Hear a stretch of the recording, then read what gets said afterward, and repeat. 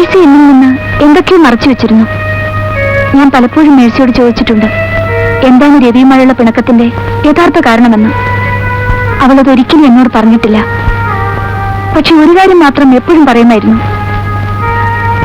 രവിയേട്ടൻ പാവമാണെന്ന്.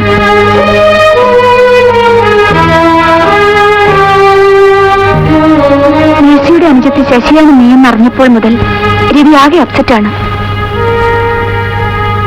നീ വന്നെന്തെങ്കിലും ഒരു നല്ല വാക്ക് പറയൂ.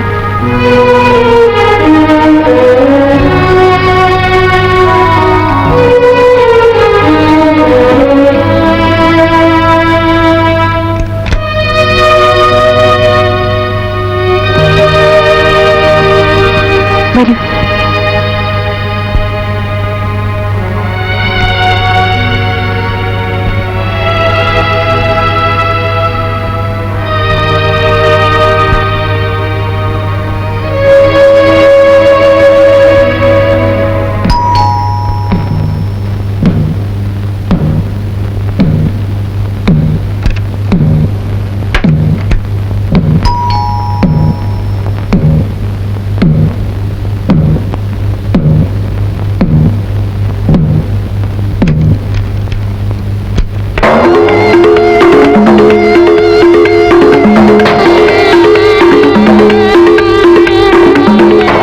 സമയത്തൊന്ന് ബുദ്ധിമുട്ടിച്ച് ക്ഷമിക്കണം.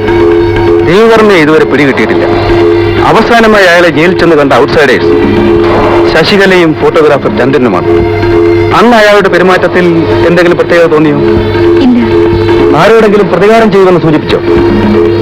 അങ്ങനെയൊന്നും പറഞ്ഞില്ല. ചീഫ് എഡിറ്റർ അബ്രഹാമിന് അയാളൊരു കത്തയച്ചെന്നല്ലോ, കഥയിൽ ഒരു വില്ലനുണ്ടെന്നും മറ്റും പറഞ്ഞു. അതാരാണെന്ന് പറഞ്ഞോ? ഇല്ല. എന്തെങ്കിലും ഒരു സൂചന പറയാൻ കഴിയുമോ? അന്നാകെ 2 മിനിറ്റ് ഞങ്ങൾ സംസാരിച്ചുള്ളൂ. ഞാൻ ചോദിച്ച ചോദ്യങ്ങൾക്കൊന്നും ശരിക്കും ഉത്തരം പറഞ്ഞതുമില്ല. ഡീറ്റെയിൽസ് ഒക്കെ ഞാൻ ജയിലിൽ നിന്ന് കളക്ട് ചെയ്തതാ. കുറച്ചൊക്കെ എന്റെ ഭാവന സൃഷ്ടിയാണ്. Okay, thanks. എന്തെങ്കിലും വിവരങ്ങൾ കിട്ടിയാൽ ഞങ്ങളെ അറിയിക്കണം. തീർച്ചയായും.